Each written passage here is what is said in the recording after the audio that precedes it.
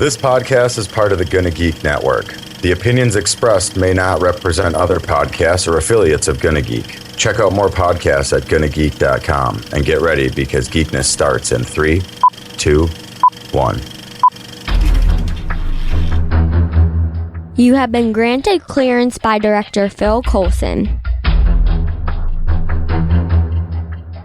Stand by for S.H.I.E.L.D. debriefing.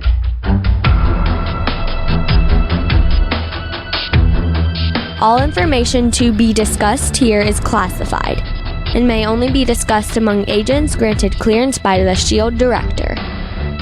Now it's time for your scheduled debriefing. I'm Agent Stargate Pioneer. I'm Agent Haley. I'm Agent Lauren. And I'm Agent Lobster.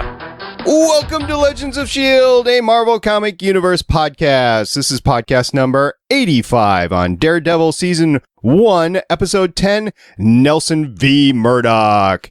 This podcast is recorded on Wednesday, August 12th, 2015.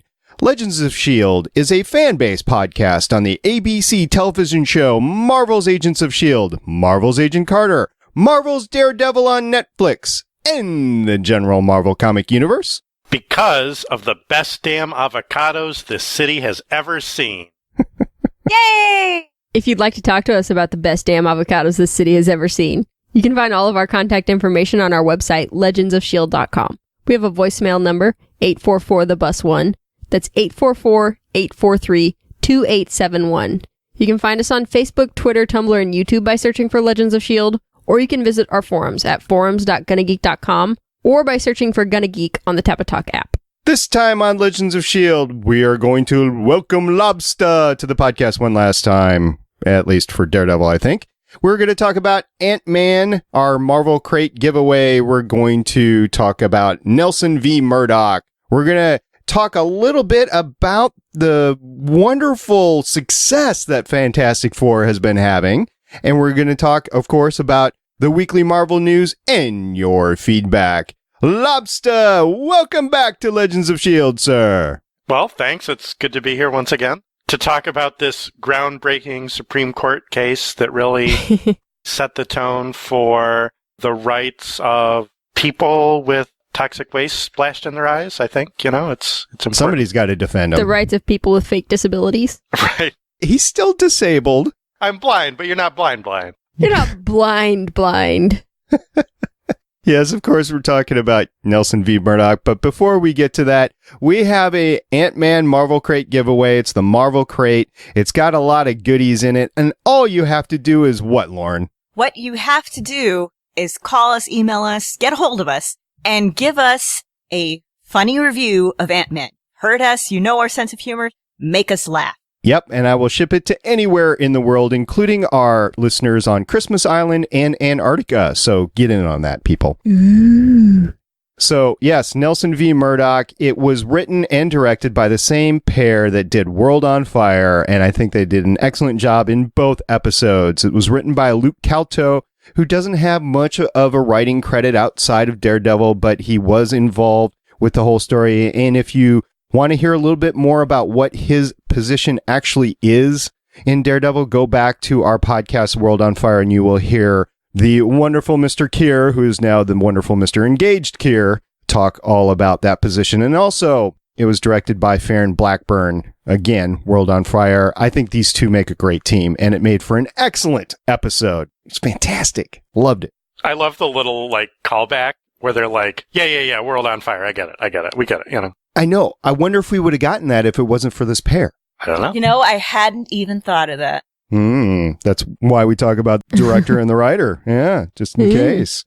So, yeah, Matt's a little bit torn up on the couch. We don't get to see Night Nurse, but he's all stitched up. Yeah, we get to see his oozing gut wound. Love it. Love some oozing gut wounds. Why does he pull the bandage off? He doesn't need to look at it. Well, It's yeah. True. It's true. You can't. Okay. I don't know why she wasn't in this. She really should have been in it. She should have. Everything is better with Rosario Dawson, and you can't argue with me on this. Not trying. They got away with it because Foggy said, yeah, she was here, and then she refused to talk to me. Okay, that would have been nice to see. I would have loved to have seen Foggy make snarky quips at her, trying to get her to talk. That would have been some interaction that I would have loved to have seen.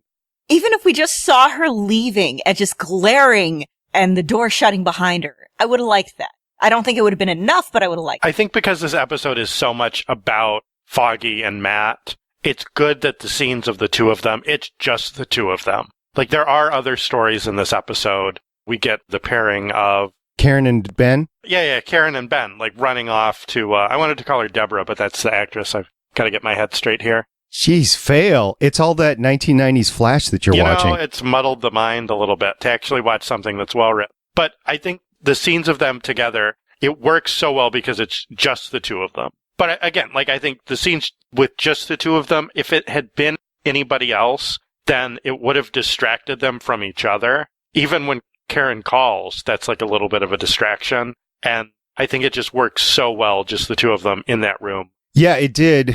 It's hard to debate that worked well. I mean, they had this history together all the way back to, I assume it's freshman year in college, right? When they first meet each other in the dorm room. He's got the wild mane hair and the goatee / beard going on or whatever. That's Foggy. And then clean cut Matt walks in and barges into the room and blind as he can be. And Foggy's like, "Can I help you?" And he's like, "Yeah, is this the right room? Or is this the room?" But are you like, blind? Yeah. Actually, yeah. And so sort of. I think that was their freshman year. And you get all these flashbacks from the time that they're drunk to the time that they're in the bar when Foggy does the napkin with their sign that they put up on the door later, to their time at Langman and Zach, to, everything in between, the graduation from, what school were they at? I didn't catch that. Does anybody know? Was it New York University or whatever? Did they say? Oh, they didn't. I don't know if they said. I'm hoping that it was Empire State University since Empire State. Thank you. Yes, which is where Spider-Man went to school. Yeah.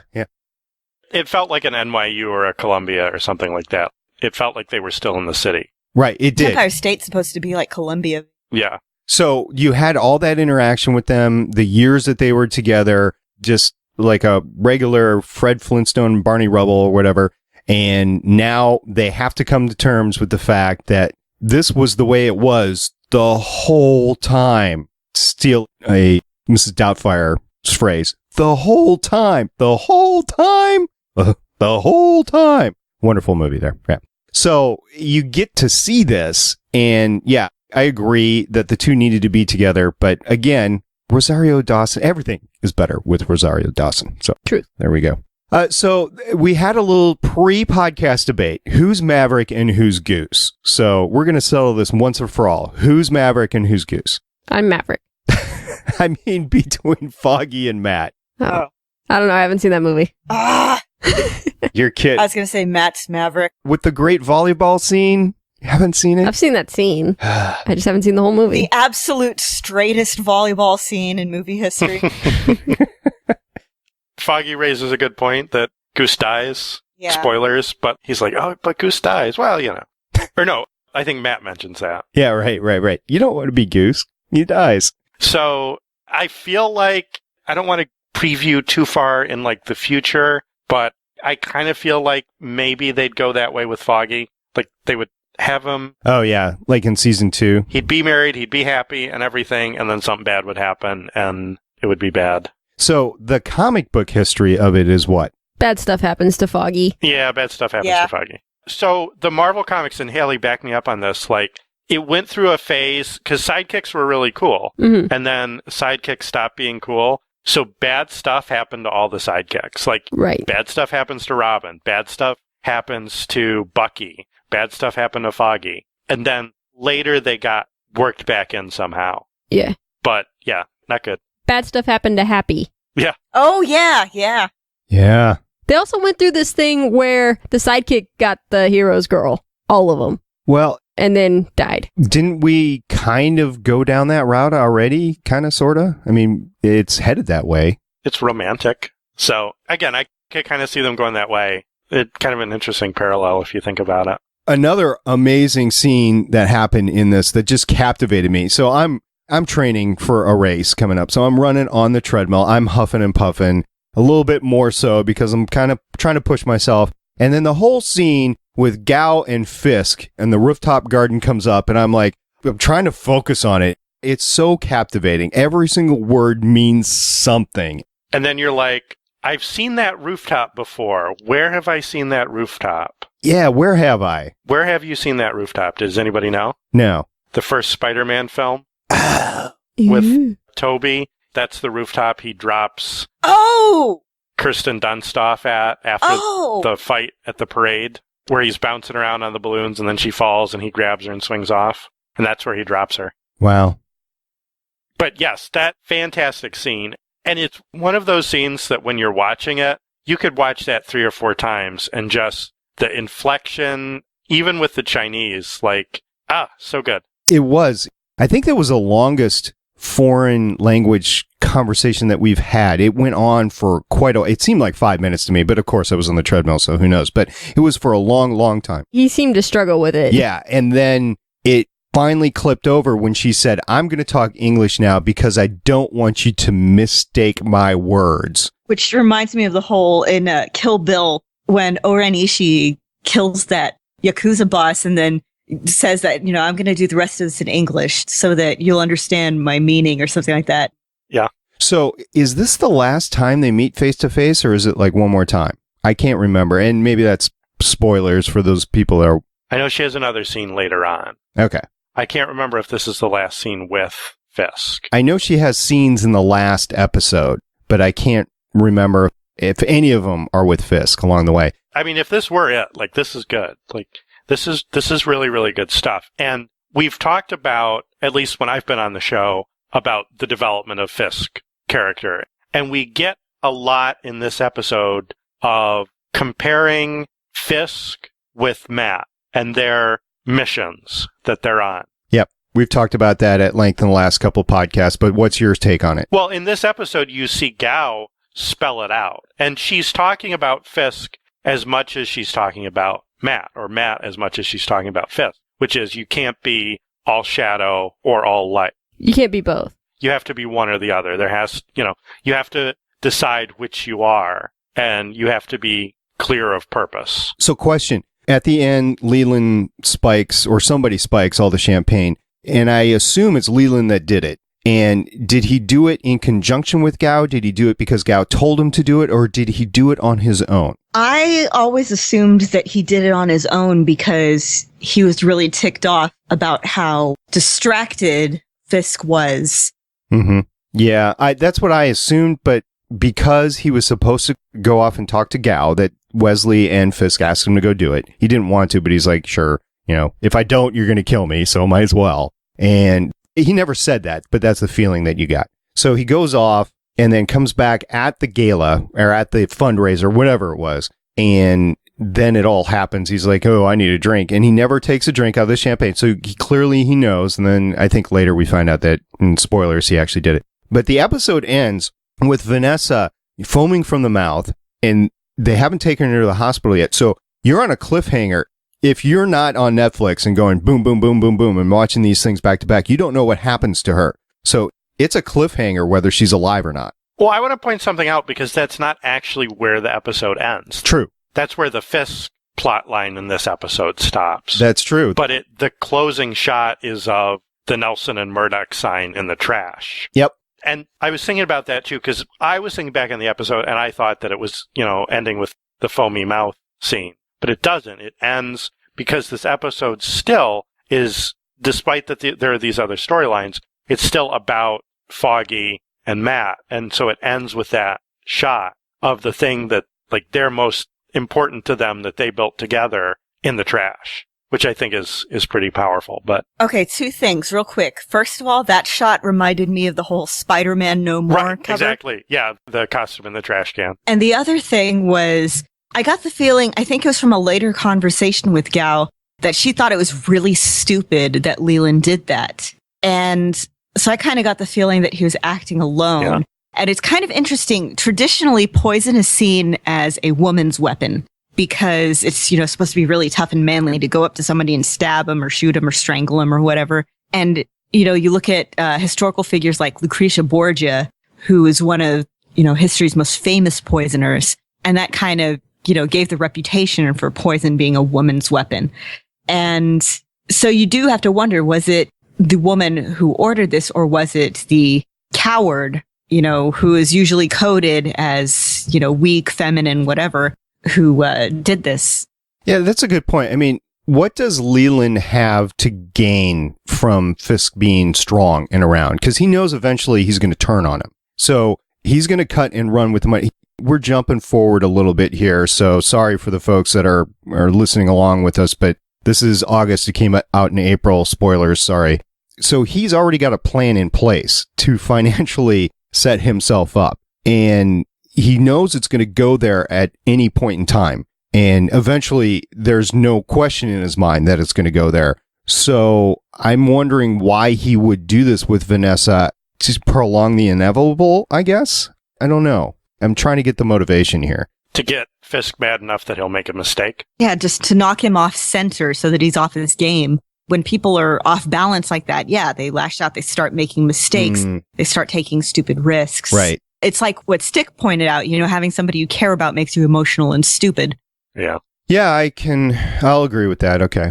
This episode kind of sets up the end game, too, because you've got the discovery of Fisk's mother, and that sets up the whole, really everything from what happens to Ben to what happens to Fisk's henchman there. What's his name? Wesley with the glasses, yeah. Evil Hufflepuff.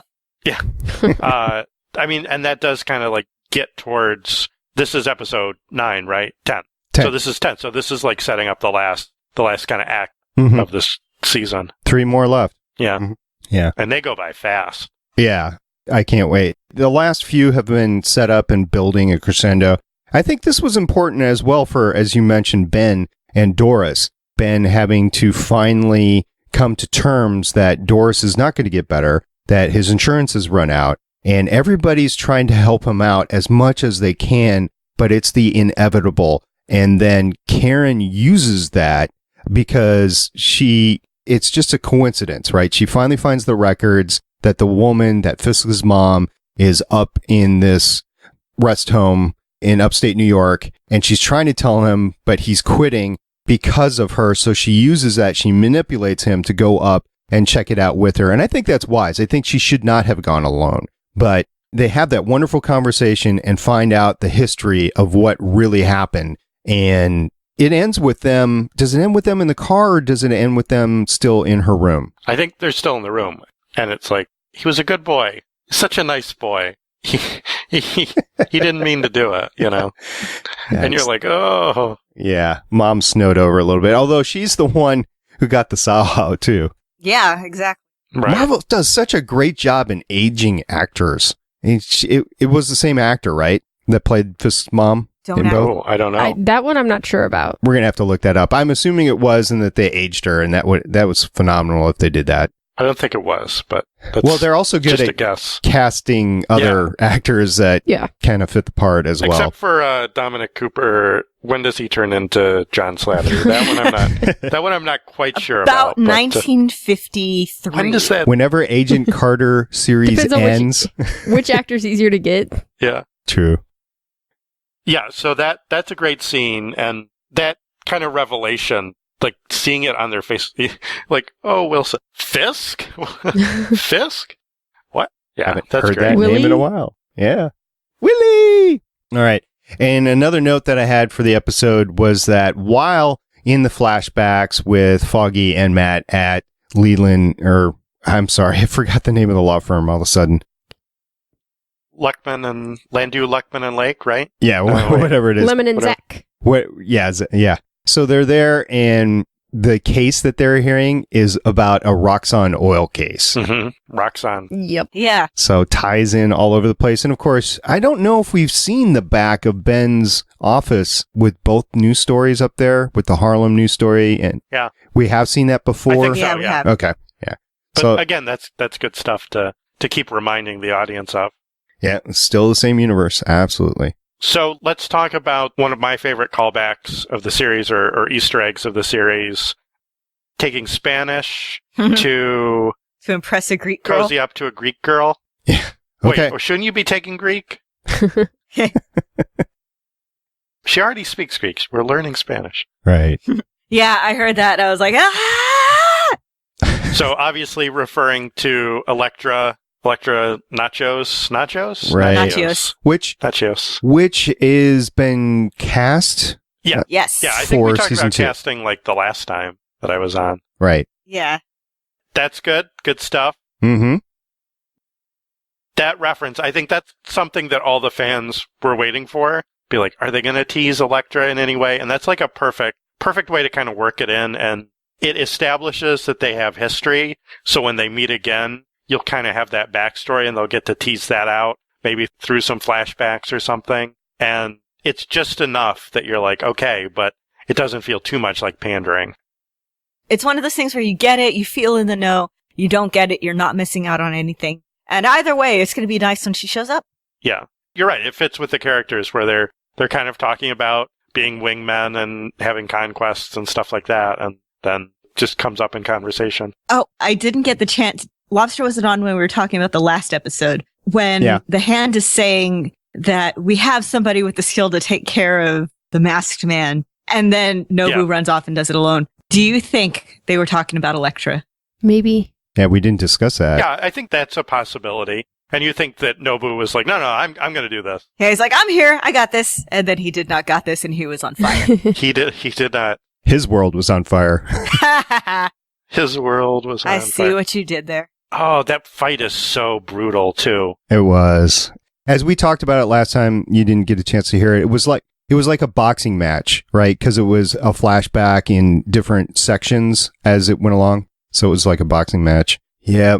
I mean, this episode, too, like, he does not move from that couch because there's no way. This episode, it felt more like a courtroom interrogation. Yes. Yeah. The whole episode, as far as Matt was concerned, he was laying flat on his back, and then he slowly was able to sit up throughout the entire time. He slept a little bit, got up, that sort of thing. And one thing that I really appreciate about this episode, in the revelation to Foggy about what Matt is capable of, that Foggy asks and brings up a lot of really good points. Like, you're listening to someone's heartbeat. Like, isn't that invading their privacy? Like, is that an invasion? Is that crossing a boundary? Like, he brings up all of these, I think, really good points about the implication of having these powers and how that would affect your relationship with someone. Yeah. And then we also got to see the flashback of his very first night on the town. Yes. So is this the origin story that we kind of had been hoping for? They've kind of teased out the origin story throughout the season, but this is the first time you see him in action. Yeah. Okay. So origin story, what's the definition of that? Because that was his first night actually saving the city, so to speak. Well, it was his first night putting on a mask because he did have the like blindfold over his eyes, which I thought was a cool look. Yeah.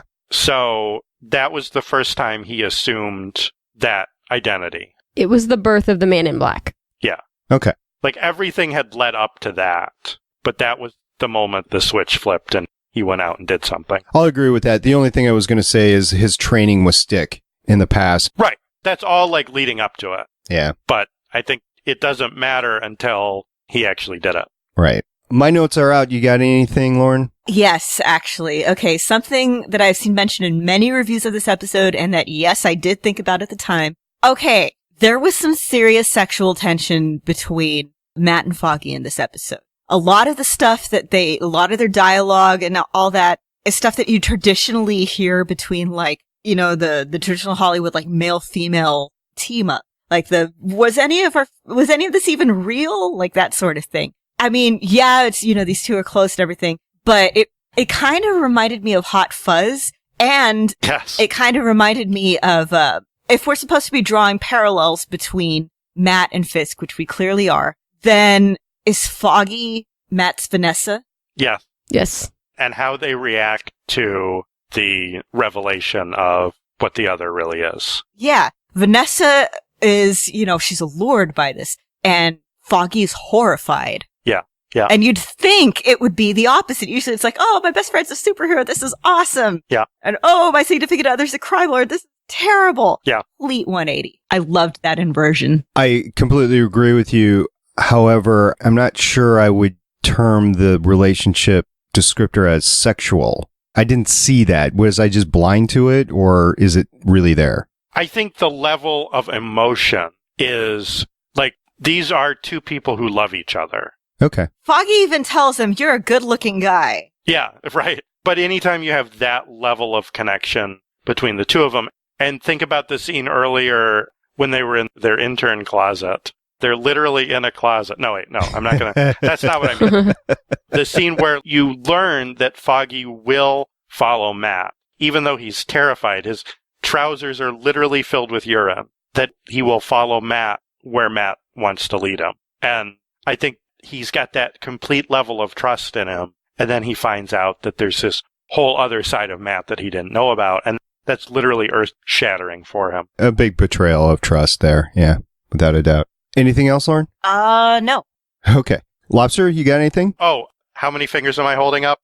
I've got that in my notes now, one finger. So, okay, something related to that, not directly related to this episode. A few of my friends are blind, and apparently if you meet somebody blind or visually impaired, colorblind, or anything like that, do not do the, how many fingers am I holding up? What color is this? Anything like that.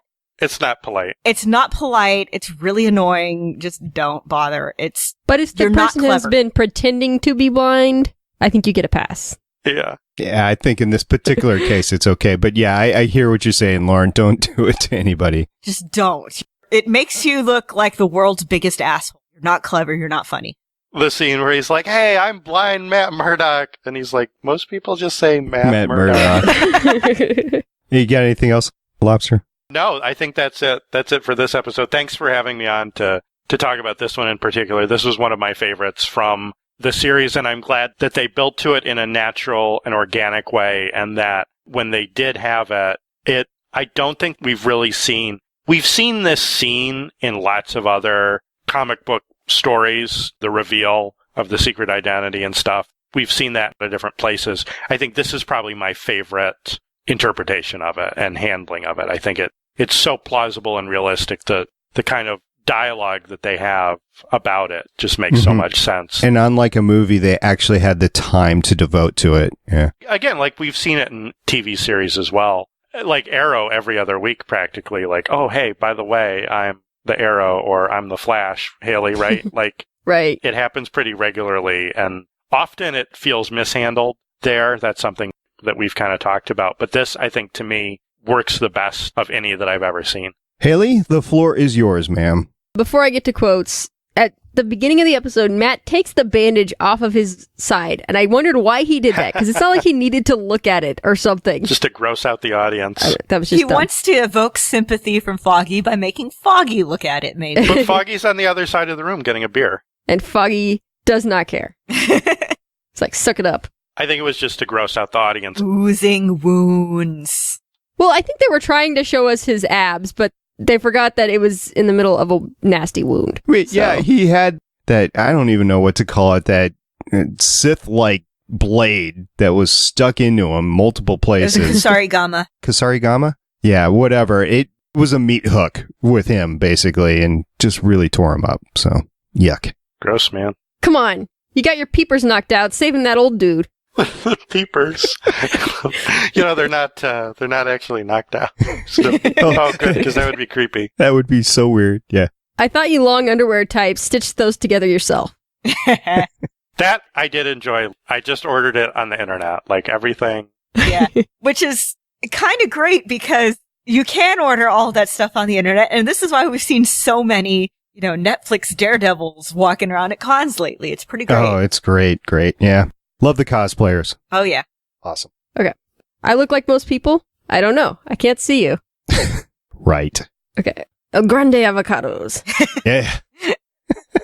Love it. Is avocado a fruit? It's more of a vegetable, right? Like vegetable at best. Avocado is a fruit. It's obviously a fruit, yeah. Okay. I'm going to steal as many bagels as I can fit into this box. And yet he puts no bagels in the box. He puts his toy dinosaurs in there. Yeah, that'd be the first thing I'd take. I've been reading Thurgood Marshall. Oh. Nothing good comes from that, yeah. And that's it. The thing, though, is that Foggy was in the same room as Matt was, and even though Matt knew the guy was lying and that it was the right side of the law of what was actually occurring, it was the wrong move. It was a dick move, the way that it was being handled, and he didn't want to have any part of it anymore. And while Foggy didn't know completely, he saw where it was going as well. He tried to argue it against it. He couldn't make it. And they're the top 2 in their class, so they can write their own ticket anywhere. And they couldn't do it. They couldn't stay there, Landman and Zach, and try to change it from within 15 years later when they get corrupt. I've seen The Firm. I know what happens there. Yep. Okay. Real quick, Haley, reading the dialogue made me remember another thing. Well, okay, it's not so much remembering as something that I wanted to bring up earlier. Their banter back and forth, especially in the flashback, reminds me of another show with a blind character, Avatar: The Last Airbender. There's this one character, Toph. She's a 12-year-old girl. She's blind, and she is the best. She can earthbend better than literally everyone on Earth. It's fantastic. Because of that, just keep kind of forgetting that she's blind because she can, like, quote unquote, see through vibrations in the ground because of her connection to the Earth. So they'll do stuff like, hey, what does this say? And she's like, I don't know. I can't read. And They'll ask her to hang up flyers and stuff. yeah, and she'll like, hang put them 'em- upside down and backwards. Yeah. And then they fall through. It's like, I can't see anything. Oh no. Were you done with quotes there, Haley? Mm-hmm. Okay. Well, this was a good episode. I'm glad, Lobster, we had you on for it since it is your favorite. It is your favorite, right? You said that? Oh, I don't know. I don't know if it's my favorite. It's a little light on the action. Yeah. But yeah, it's definitely one of the best written of the season. Yeah, absolutely. So it's going to be great. We're going to talk about episode 11 next time. 3 more episodes left. It is definitely going to be a fun ride up to the end, the path of righteousness, and on to the end. So that's all cool. And next, we're going to talk a little bit about the awesome success Fox has had lately with their Marvel properties.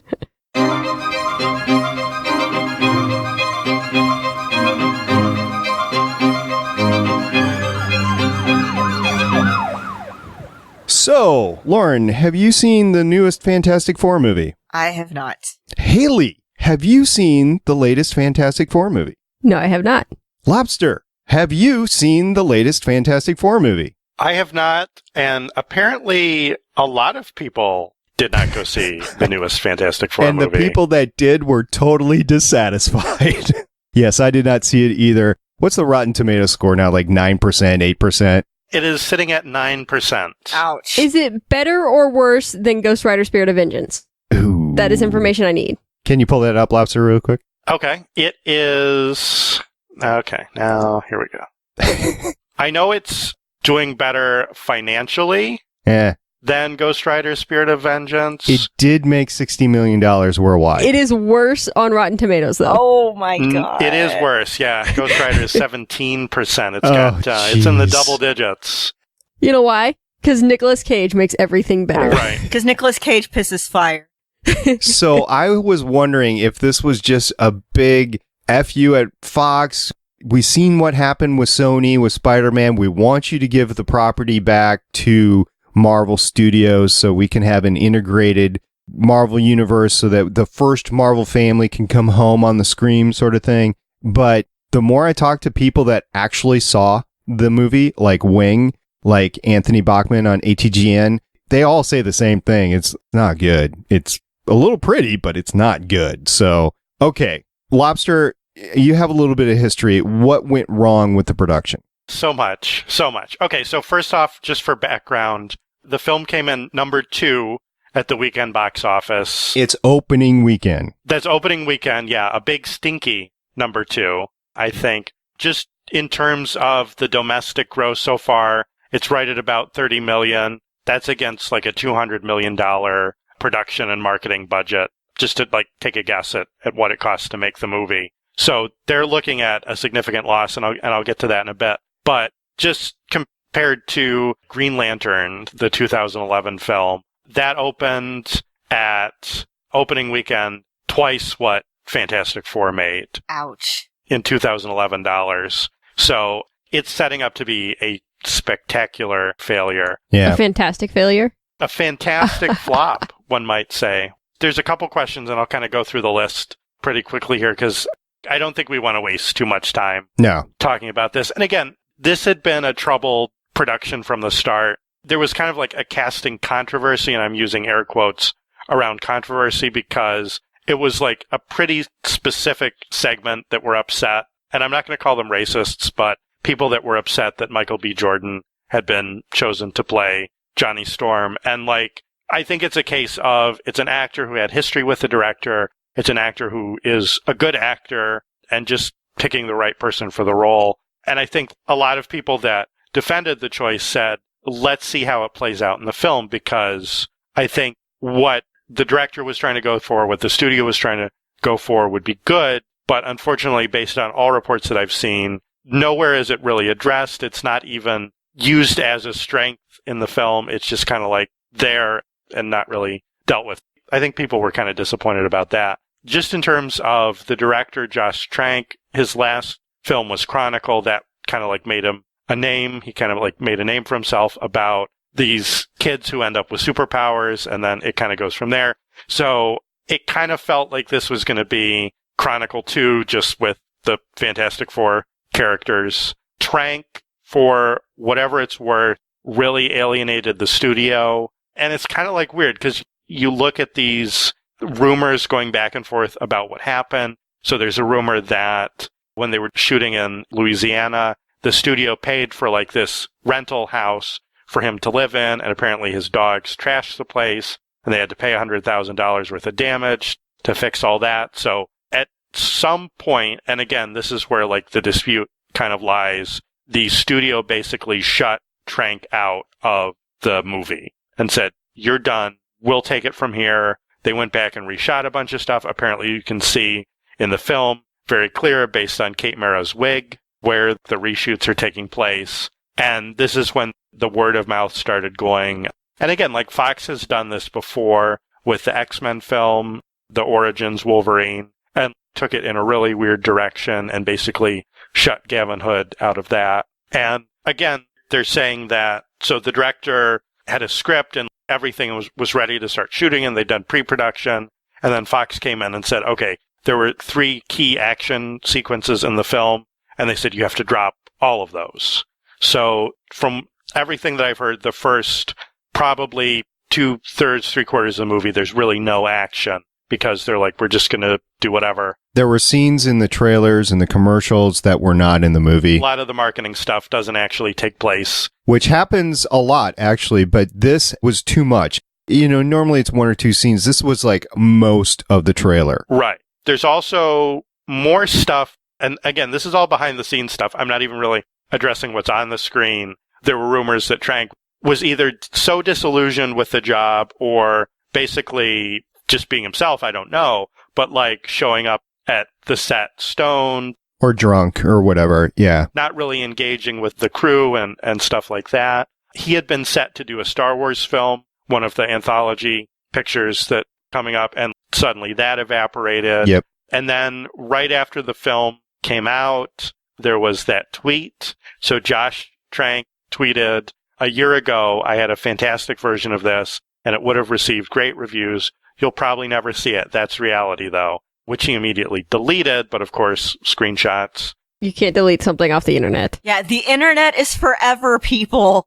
Not with that. I guess if it was out for like 10 seconds or something like that, he could have maybe called it back and it went in. Right. No, the second somebody sees something like that, everyone's going, ooh, print screen. Click. Yeah.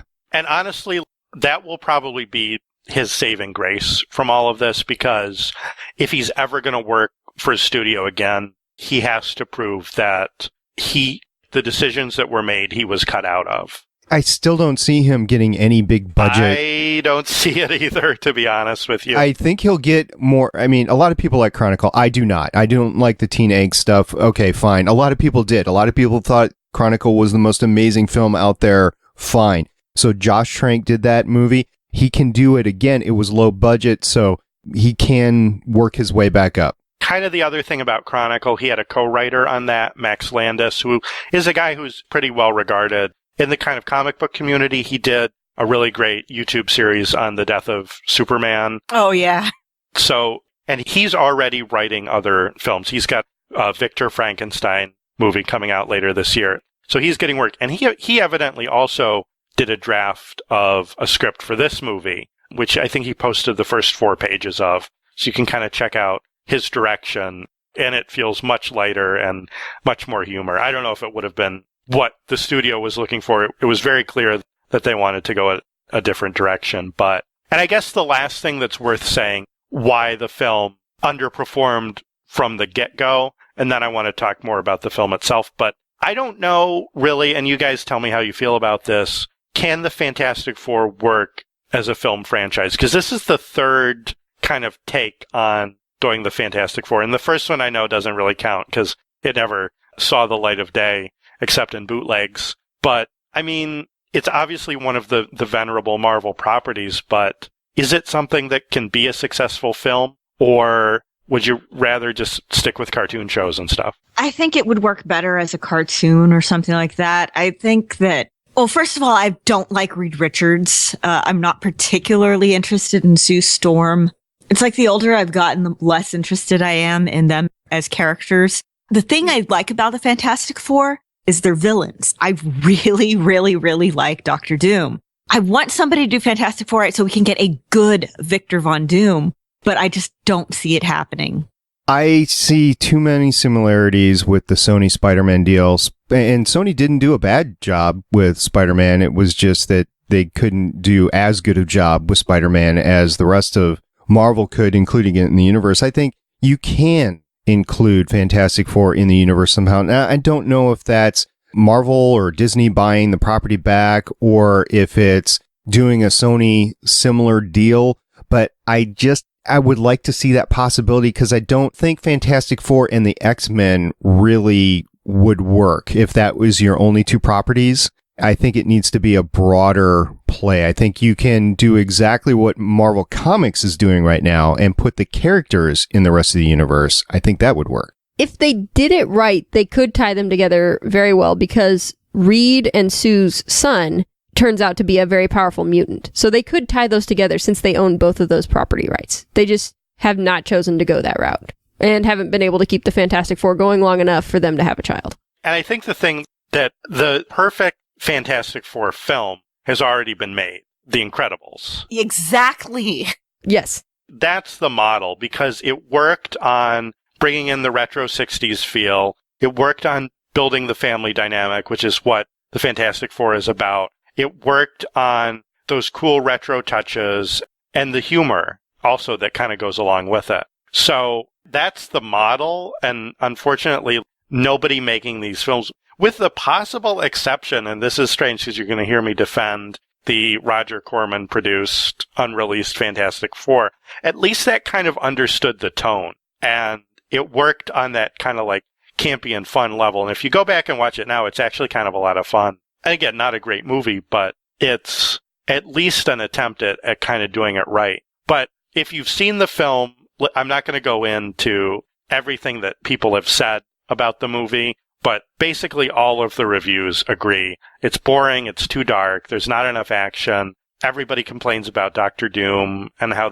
they again kind of botch that character. But the fact that this is going to wind up costing Fox $60 million, right? It costs $200 million to make, and if they're going to be lucky if they get anywhere close to getting that kind of money back, I just don't see it happening. Yeah, the early reviews are the $60 million loss. We'll see because it's going to have a tremendous drop off, but then you consider DVD sales or whatever. Anthony Bachman on ATGN said, if you pay more than $2 to watch this movie, you will be mad at yourself. So wait until it's in Redbox. Wait until it's on Netflix. I can't imagine spending any money to watch it. I'm glad we pulled it from our schedule, because I don't really want to do it. I'm curious. Yeah. How bad is it? Not curious enough to spend money. The thing is, I like bad movies. Right. And you live in a place that has beer in your theaters. Right. Well, yeah, but those theaters are also more expensive.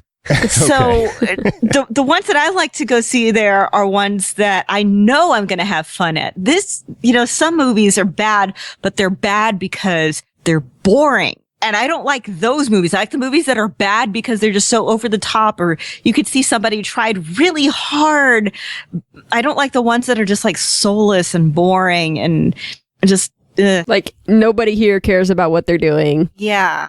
And this, to me, it feels like a disappointment too, because I was really excited about the cast. Yeah. And with the four themselves. And I was really excited about that, but then to see not only were their talents really wasted in this film, but from all reports, the characters themselves, they never really got to the point of explaining how they became a team, let alone a family. There was a hard cut from, I guess, their origins to like a year later or something like that. And again, that's part of the reshoots and everything that they did. But so I guess the question coming away from this is, I mean, really there are two questions. Will Fox make another one? And right now they're towing the line. They're saying Fantastic 2 in 2017. It's still a go. I don't see it happening. That would be throwing good money after bad. I think the only reason that they're saying it right now is the film is still out in the theaters and they want to get as much traction as they can while it's out there. The other rumor swirling around is because Deadpool has gotten so much early buzz that they might try to fast track a Deadpool 2 and put that in there. Instead, yeah, that would be a tight shoot, but they could do it. Very tight turnaround, but to just keep that date, they might keep Fantastic Four in there for the time being. But again, who knows? And then the other question, which is you kind of brought up a little bit earlier, is this going to lead to Marvel getting the rights back? The Marvel Studios proper, working out a deal, maybe like they did with Sony to get Spider-Man in the universe? Or, I mean, honestly, I don't see Marvel at this point being willing to pay the money for it, because if it comes down to something like they have to pay Fox to get the rights back, I don't think the rights are really worth that. Well, okay. We talked about this week on Gonna Geek, and I brought up the point that it failed, and the franchise right now obviously isn't worth the stock price to pay prime dollar for it. But you're talking not just Marvel Studios, you're talking about the mouse. And if the mouse is thinking 20 years down the road, I want to have all these things underneath my roof eventually, this is the perfect time to come in and say, okay, we can throw some kind of a deal together, whether it's, like I mentioned before, like the Sony deal, or whether it's out and out buying the property at a much inflated price, they would at least have the rights to the characters back. I don't think they even need the Fantastic Four that much. They would like to have some of those villains, though. The Skrulls, Galactus, Silver Surfer. Namor, I think. Namor. Being a big one, because you can tie him into... Wait, I thought Namor was under, like, Universal or something. That's a good question, yeah. I thought he was one of those that was owned by somebody else that was like, wow, really? He might be. So I think the clock is 7 years. They have to have a new film in production within 7 years to keep the rights. And I think we're going to see that clock tick down, and then we'll see something happen. I mean, obviously, I think the fans would want the rights to go back as quickly as possible, and I think there's a petition out there to that end, but yeah, I don't see it going any faster than at least 5 years from now, if, Fox doesn't turn it around and make another one. It can be done well. Oh, absolutely. And I think Daredevil is proof of taking a film franchise that didn't work out, retooling it and making it into a great TV series. And I think Fantastic Four in particular would be well suited for that long form treatment, because I think part of where the movies stumble is trying to cram everything into 2 hours. And if you can build it slower and build that family and that universe slower, that could really work well. Yeah. We'll see. It's disappointing that a comic book movie in this day and age had to flop like this.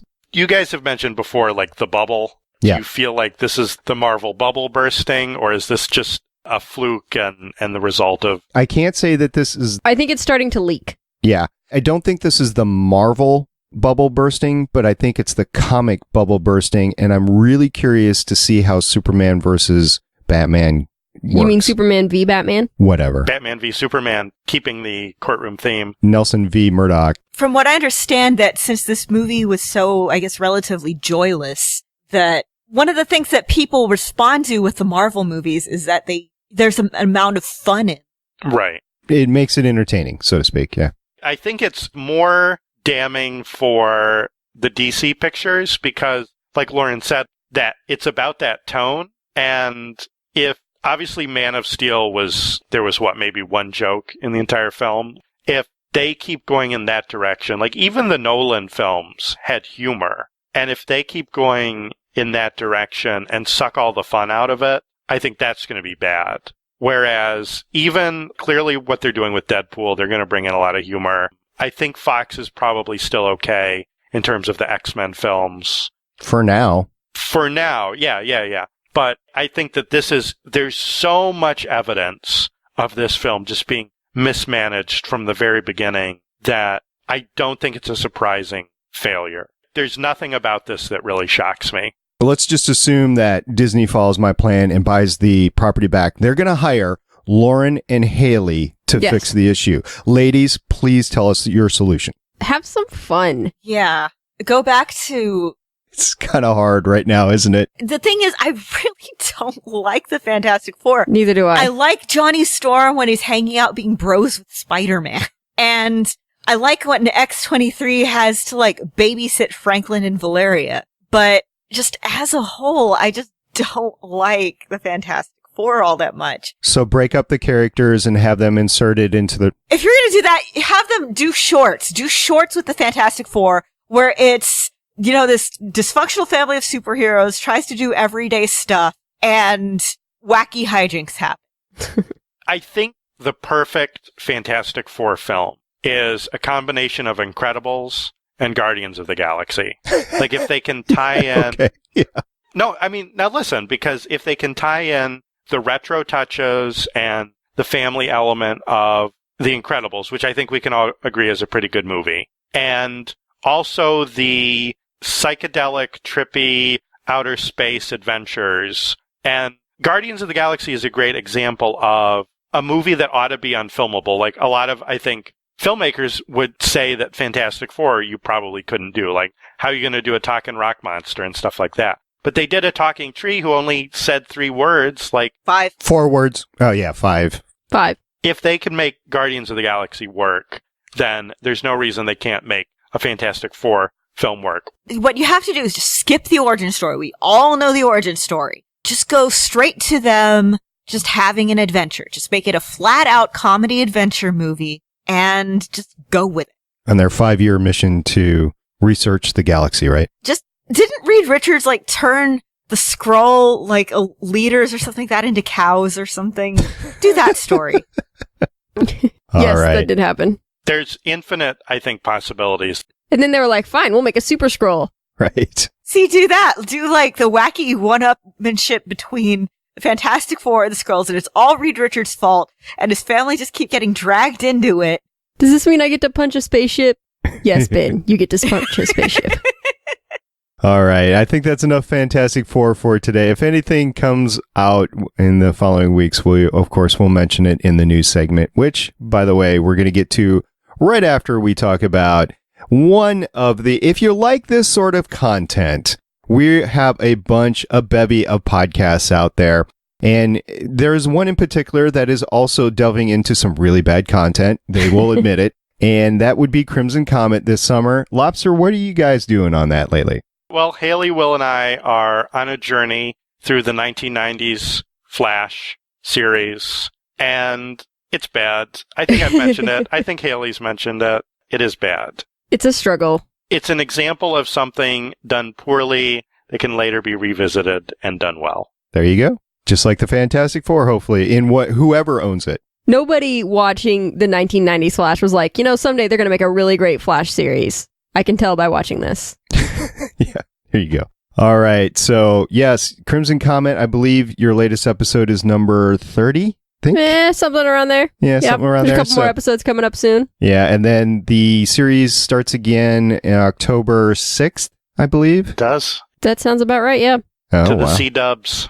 So catch that. Catch Crimson Comet. They will every week bring you not live content of them talking about the 1990. No, I'm sorry. Not the 1990. That would be horrific. The 2014. We are actually toying with the idea of doing a live riff track style commentary of the Trickster episode with Mark Hamill. That would be great. I would love that.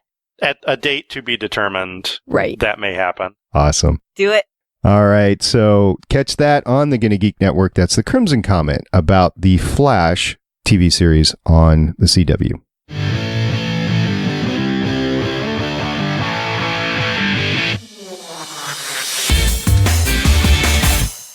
So on to the news for the week. We got a couple of Agents of S.H.I.E.L.D. stories coming at you. One is Elizabeth Henstridge is teasing Gemma's fate. Did you guys read this story? I did.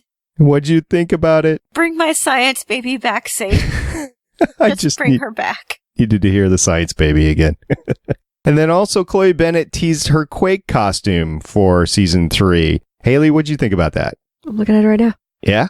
Tell us your first impressions as the article appears on your... My very slow internet. Yeah.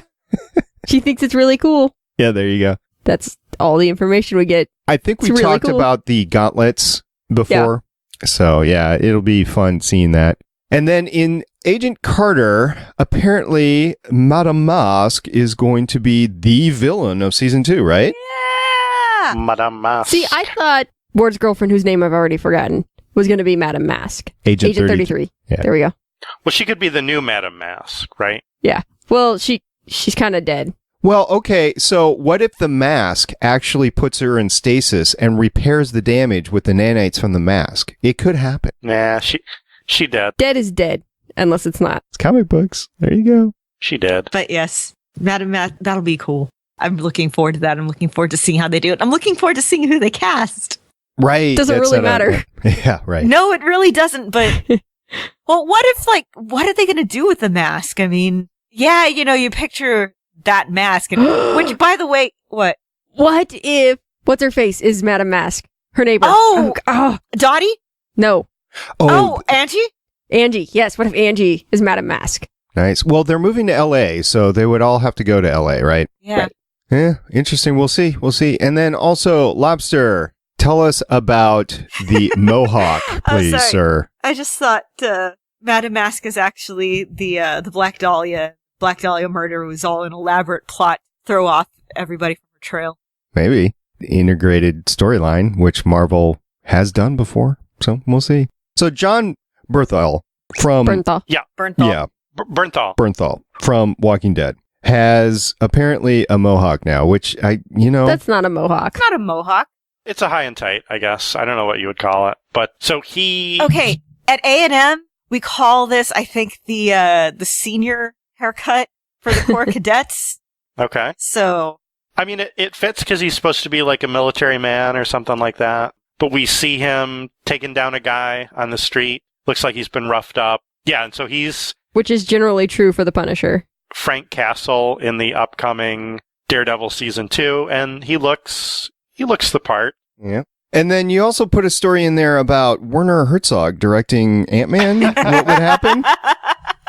So there's this series of YouTube videos that this guy has done, and he did one about what if Wes Anderson directed the X-Men. So it's Patrick H. Willems, and so Werner Herzog is this surrealist, really awesome German director. And his trailer for the Werner Herzog Ant-Man film is amazing. And I can't really describe it. You'll just have to watch it. It's this, kind of monotone German guy narrating everything. Just the most Werner Herzog way imagined. It's great.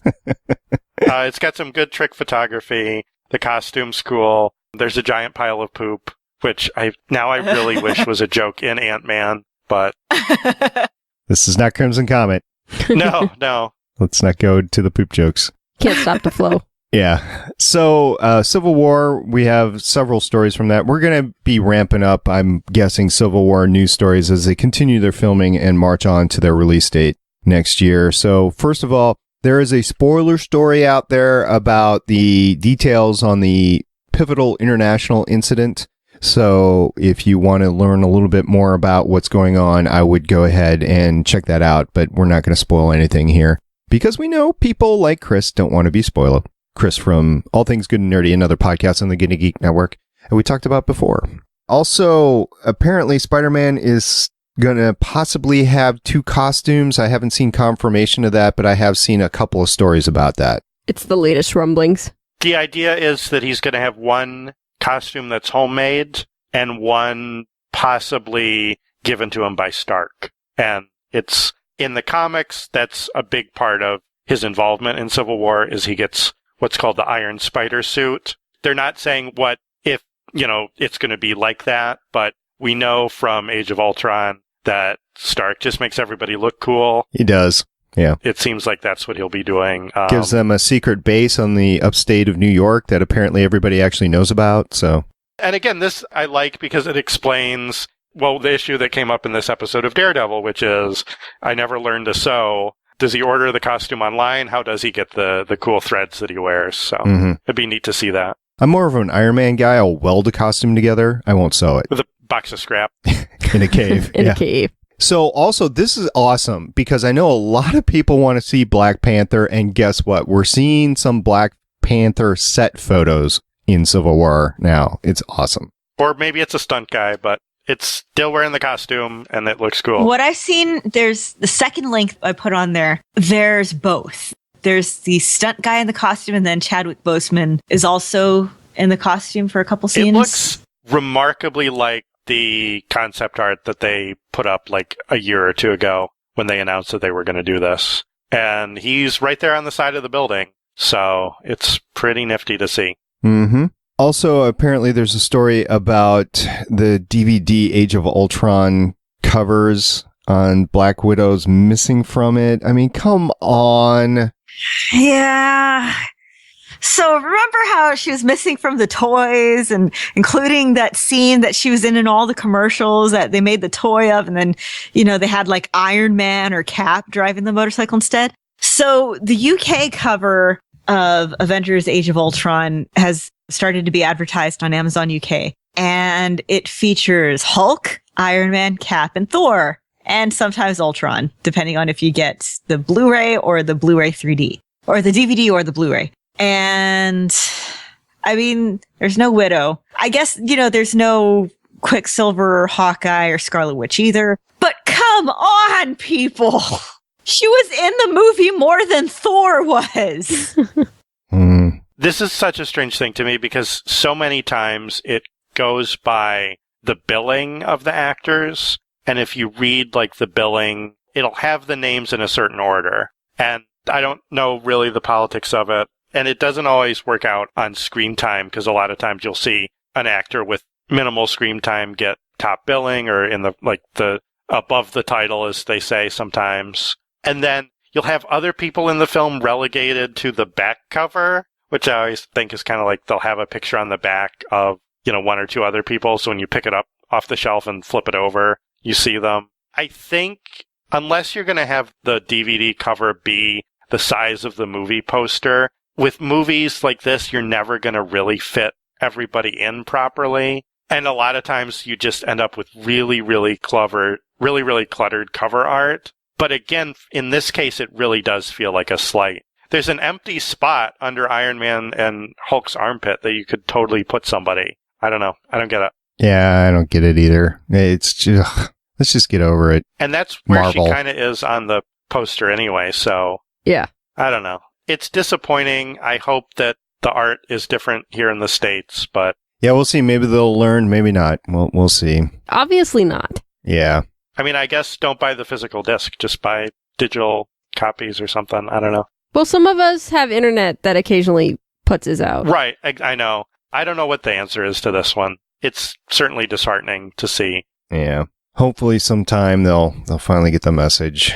And talking about another corporate entity that just doesn't get the message. Apparently Fox, our favorite network, yes, the TV network, the ones that canceled a bunch of shows like Firefly and what was that futuristic cop show that Almost Human.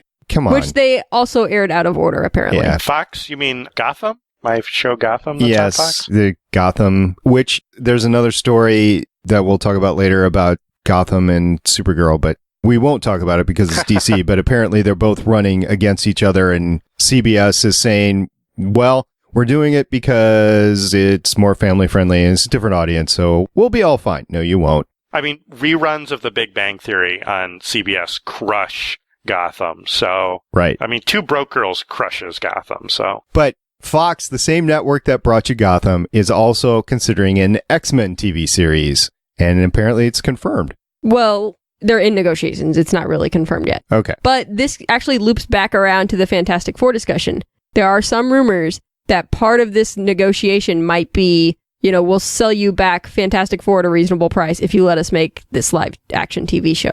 Yeah. That would be interesting to have an X-Men show and a Agents of S.H.I.E.L.D. Yeah. Batman show on the same network, but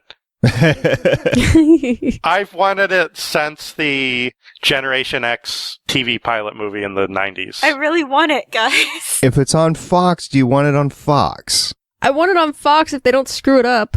As much money as they're going to have invested in the project, it's going to be like Gotham, where they'll keep it going even if it doesn't really warrant it. I mean, Gotham kind of underperformed, but they're still gung-ho about season 2. They're doubling down. Again, with the X-Men thing, it depends on how they do it. And I feel like, I know that they've been bandying about a New Mutants idea that's been going around as a film. I kind of wonder if they would go that way as a series. They did have something, do you guys remember Mutant X? Yes. So that was a thing that existed for a bit. And then abruptly did not. It did not. No. Yep. I watched it hoping it would scratch that itch. And again, like I mentioned, they did flirt with the idea in the 90s. I was a big Gen X fan, so I was excited to see the TV movie. It's pretty bad.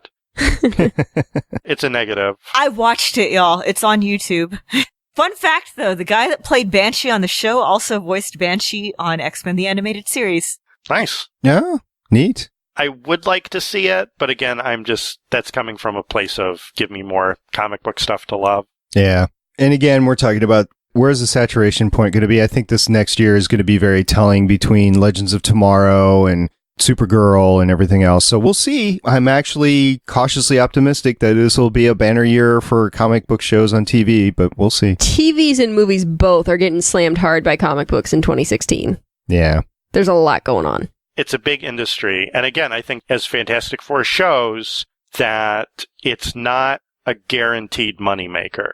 No, but I think one of the reasons that Ant-Man succeeded is because it was in the same universe and you were able to get some of those minor callbacks and integration into the general Marvel universe. The whole flashback scene with Stark and with Agent Carter. More than that, I think it has to do with advertising. You saw trailers for Ant-Man and you're like, oh, that looks like it's going to be fun and good. And you saw trailers for Fantastic Four and you were like, what's happening? I don't know what's going to happen. Or you saw that cool thing where the thing like jumped out of an airplane and stuff, and then that wasn't in the movie. So then you're like, what? Yeah.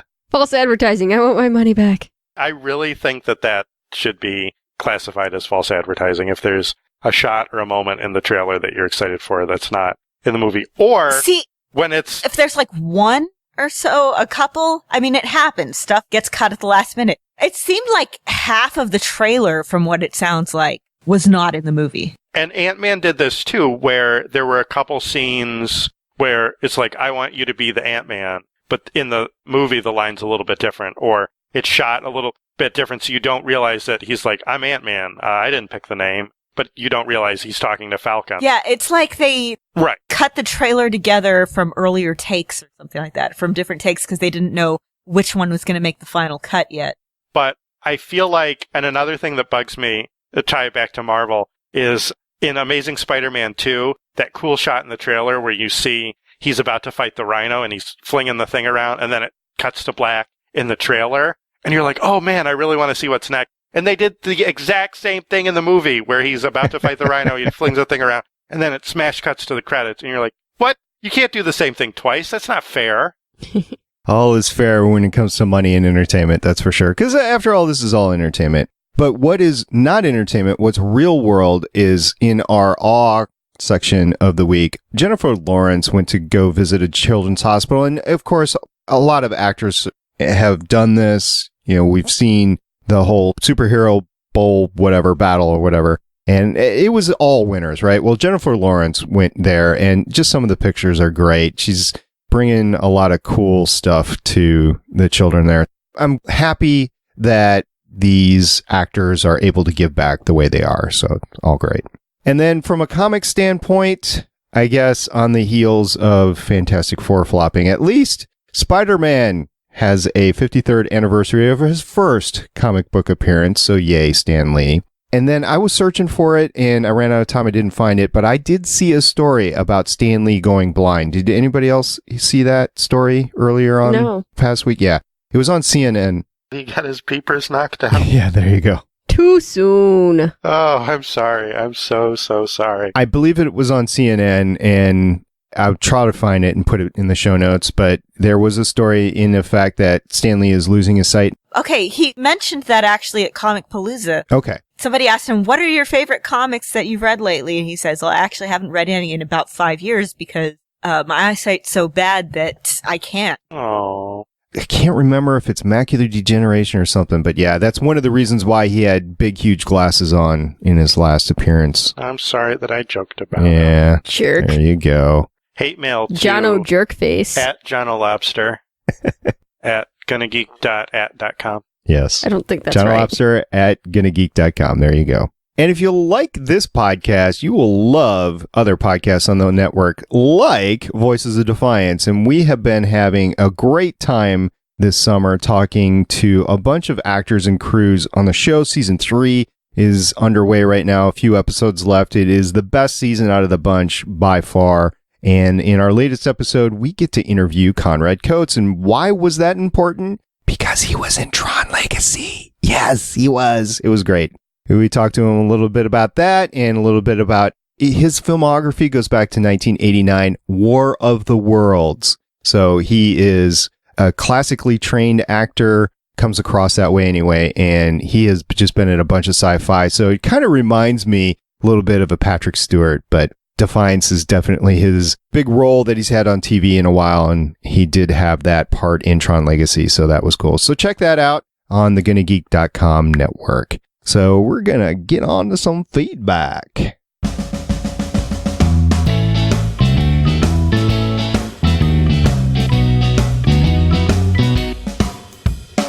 Keep those tweets and Facebook posts coming. Oh, we love them. And we love the news that you give us. Mr. Pericles tweeted us the Elizabeth Henstridge story about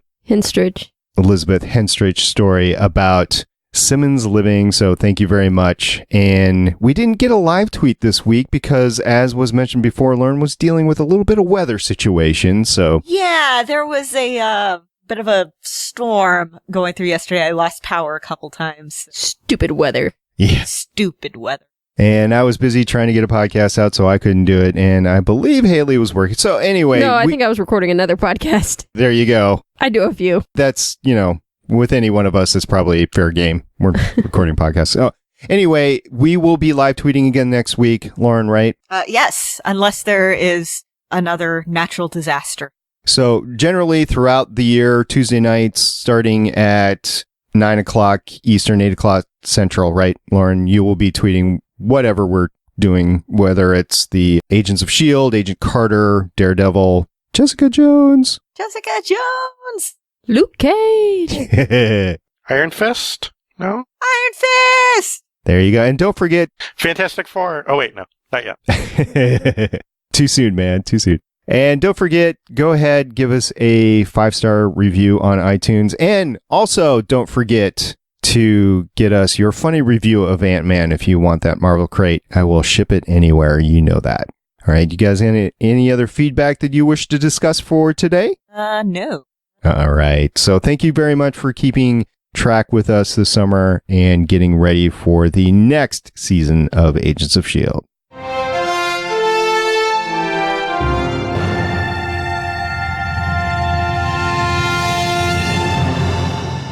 We're on our way to the path of righteousness next week, episode 11 of the Daredevil season. Netflix, you have outdone yourself again. We are looking forward to that. We will have with us again Mr. Ferris. He will be joining us to talk more about Daredevil. It will be great.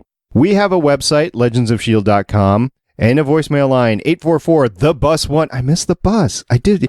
Do we have any indication of what the new bus is going to look like, Haley? Have you seen anything? I haven't seen anything yet. Well, that's bad because you're building it.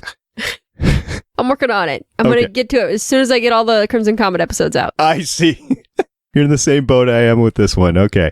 So 844-843-2871. Please give us your thoughts on Daredevil and the upcoming season of Agents of S.H.I.E.L.D. And if you want to, dish on, if you actually went out and saw Fantastic Four, go ahead, give us your thoughts because none of us are going to do it. except for Lauren, because she likes bad movies. And we have the Facebook page, the Twitter page, the Tumblr page. We have the YouTube channel, which we have all our podcasts on audio. And of course, forums found at forums.gonnageek.com. We also are on Spreaker. You can find all our stuff there. And I understand, Haley and Lobster, that somebody on your podcast doesn't believe that Spreaker is a word. I don't think it's a word. It's not a real thing. We've got the clamors, too. Yes, we have clamors. Which sounds like something you should see a doctor about. Yeah. So go ahead, check all that out. Lobster, thank you so much for coming on the podcast. I think it was great having you on, particularly this week, so we can have all that great comic book information about Fantastic Four. Thank you so much. I still will not go see it. No, you couldn't. I don't think at this point you could actually pay me to go see it. Not in a theater. I need to see it somewhere where I can pause it and, refill drinks and get snacks and stuff. You can actually do that at the movie theater. Just get up and walk around and do that for everybody. I think everybody would enjoy that. That's true. Good point. Won't take you long. Just yell up to the projection room, hey, can you hit pause for a second?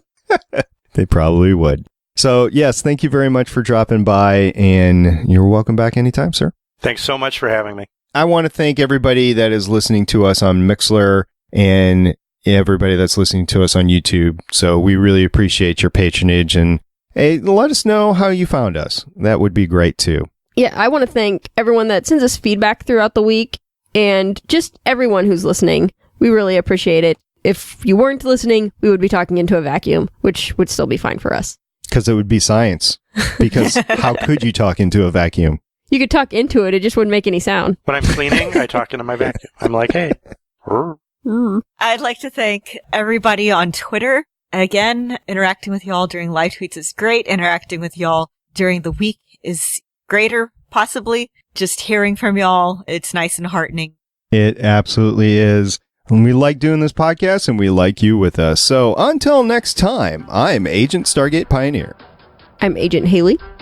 I'm Agent Lauren. And I'm Lobby Lobs. Lobby Lobs. Agent Lobster. Bye-bye now. Be Lobs. Bye. See you next week. Bye. Bye.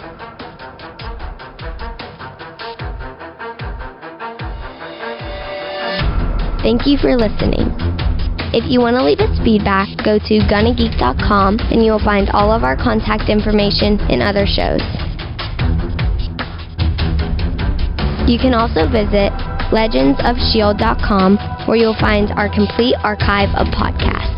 The music heard on this podcast is by Kevin MacLeod and can be found at incompetech.com.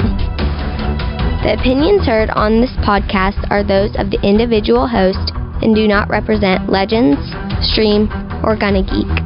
Agents of S.H.I.E.L.D. is the property of the Disney Corporation. No infringement is intended.